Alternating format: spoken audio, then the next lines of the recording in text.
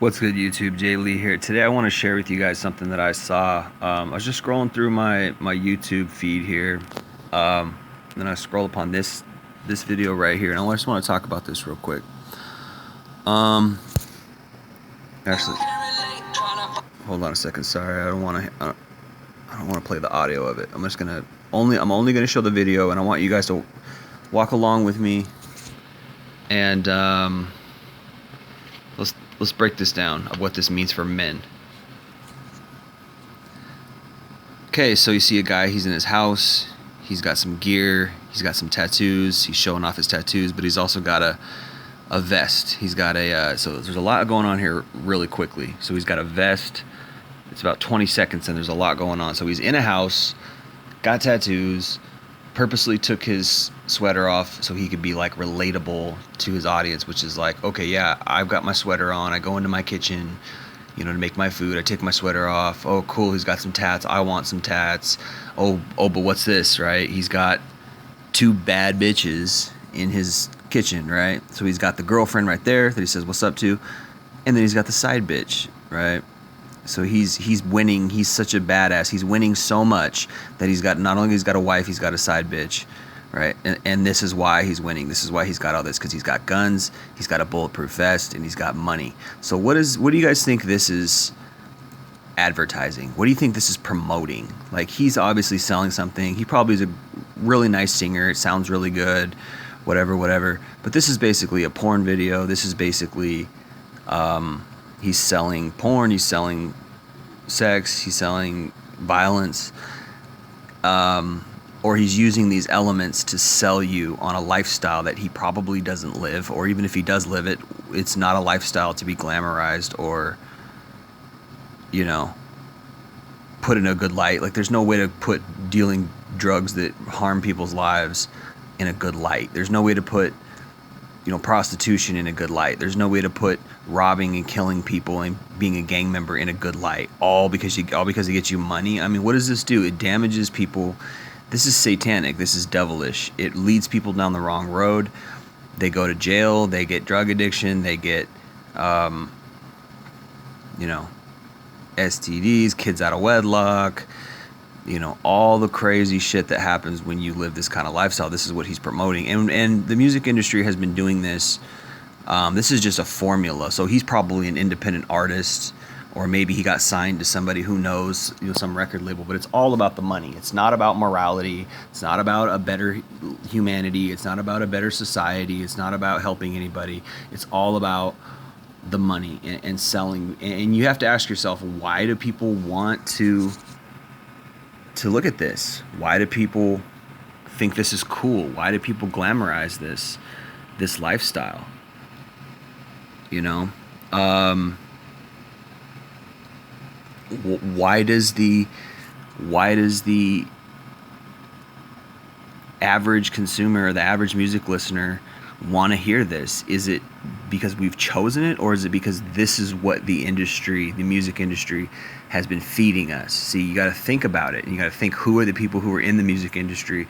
What do they do? What do they want from us, right? Why is this formula so popular? Why is this formula being copied? Because at this point, right, this formula is accepted as the norm.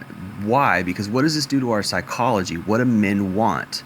As men, right, we want money, we want a house, we want security, we want power. Why? Because these things help us in our manhood. Supposedly, these things supposedly make us feel good. We want to feel secure. We don't want to be afraid of being broke or being homeless, or like being, not being able to afford a family, not being able to afford things. This is what this is doing. It's like a slavery thing. Like, if we all can't live a life off of a living wage and have everything we need, then we're kind of in slavery. And these types of things are, this type of video is promoting slavery in a way. It's mocking the slaves. Oh, you're poor, ha ha. Here's how you not be poor. You take up a gun and you sell drugs and you pimp women. This is how you can not be poor, do crimes. Well, what does that do? It sends you to jail. So who are the ones profiting from this kind of propaganda? Who are the ones profiting? Well, it would have to be the jails. It would have to be the prisons. It would have to be a conspiracy to, flood the prisons. Why is that? Because people in prison, they have to work. They're put on a work schedule and they get paid like pennies on the dollar of what they're making the people they're working for. Look it up. It's called prison for profit system, right? So this is all part of a satanic evil element that's all linked. If you study a guy named, I believe it's John Todd. Hold on a second. John Todd. He's a speaker who was a Satanist. And he was in the music industry. And he talks all about, here he is, and he talks all about John Todd right here. He talks all about spells and what they do in the music industry, how they cast spells, right? If you want to know what really goes on in the music industry, it's satanic, right? And then I'd also recommend you go to this guy's channel. Right here, he talks about all the satanic stuff, all the, all the stuff, the music industry, the entertainment industry, all the stuff, right? All the occult. And then you wonder, why is this formula popular? What is this? Why are we glamorizing this? Why are we glamorizing this type of lifestyle? Because there's a satanic push behind the industry, behind the A&Rs at the music companies. Google this. Go to Google and type in the secret meeting that changed hip hop forever. I'll do it real quick right now. The secret meeting that changed rap music, pardon me, not hip hop. There you go.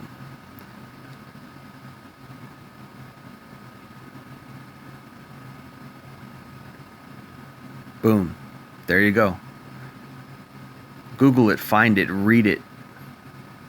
Right here, Business Insider.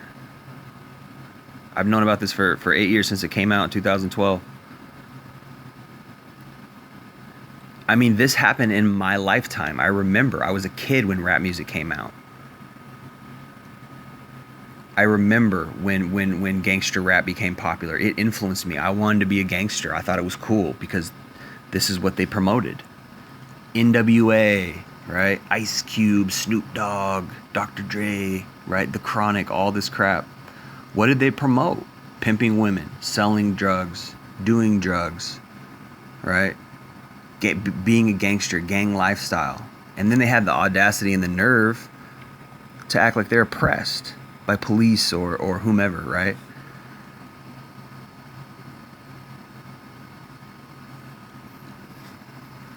And this targets men specifically, broke men who are not getting laid.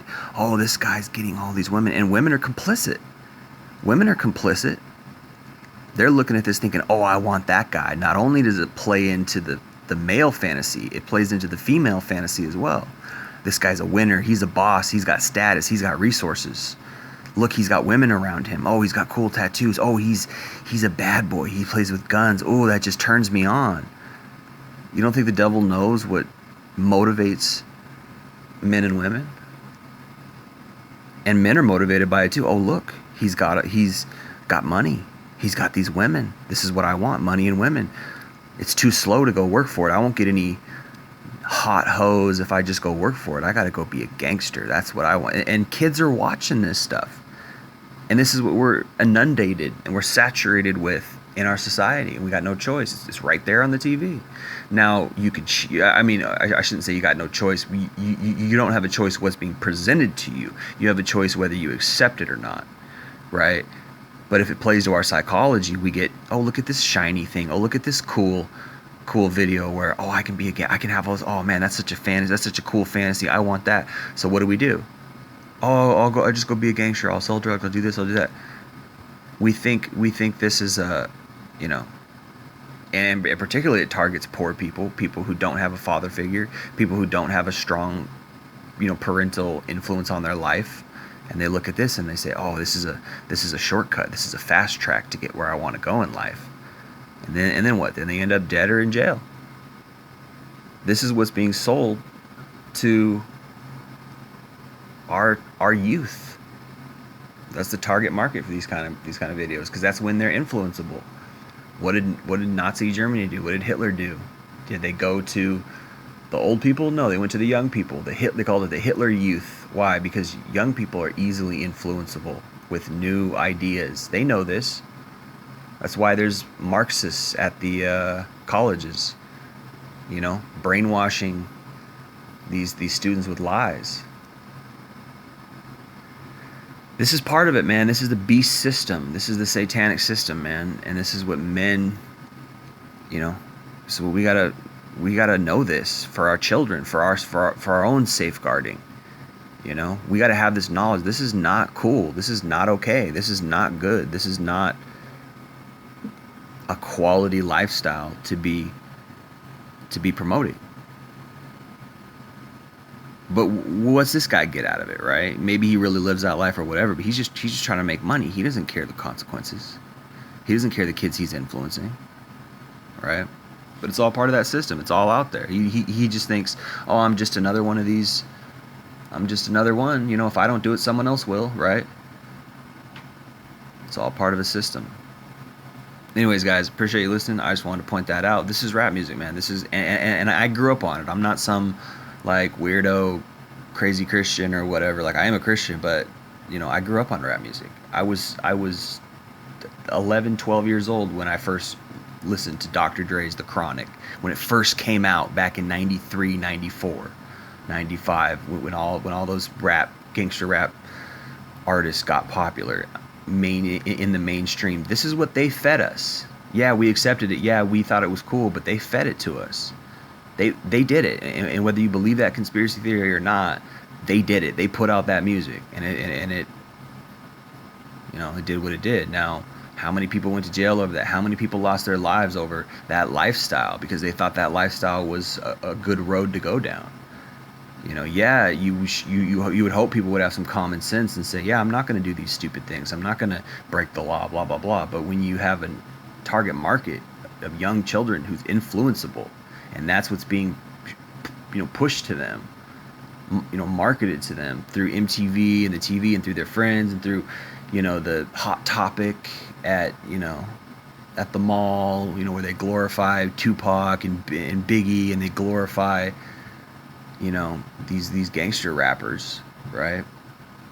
They don't glorify KRS-One, who speaks a lot of truth, right? They don't glorify people like K Reno, who speaks a lot of truth. People like,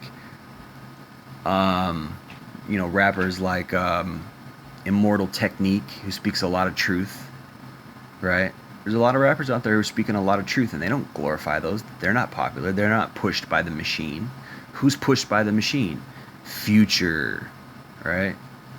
All these rappers who are promoting the wrong stuff. 2 Chainz, Migos, all these rappers who are promoting the wrong stuff for so many years. It's what they push, man. All these,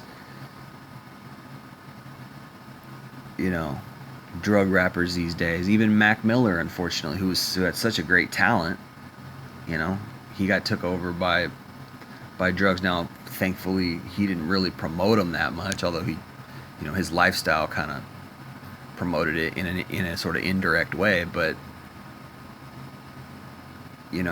this culture has killed a lot of rappers, has damaged a lot of people, killed a lot of people.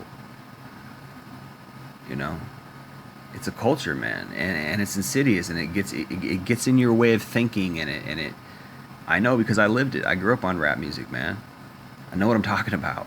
Not just some weirdo who's like, oh, I hate rap music. Like, I listen to rappers that most people wouldn't even know about. underground rappers, unheard of rappers, indie rappers. I've been all about rap. I like all music, but you notice this. You notice this push, and there's choices out there. There's different. J. Cole. J. Cole's a truth teller, right? J. Cole's popular, a truth teller. Kendrick Lamar, a little bit, is a truth teller, right? Talib Kweli's a truth teller. You gotta sift through the garbage to find to find the treasure. But anyways, man, I just want people to be educated. I want people to understand what's being pushed, and understand that this is playing to your lust. This is playing to your lower, your lower ambitions, right? But aside from that, man, men need to have ethics, have morals, have a foundation of traditional values, truth, right? Love, kindness, like, don't listen to this crap. Don't let this crap in your soul. What this crap is promoting. It ain't nothing good. Anyways, thanks for listening. Appreciate it. It's been Jay Lee, Northwest Cup Podcast. Peace.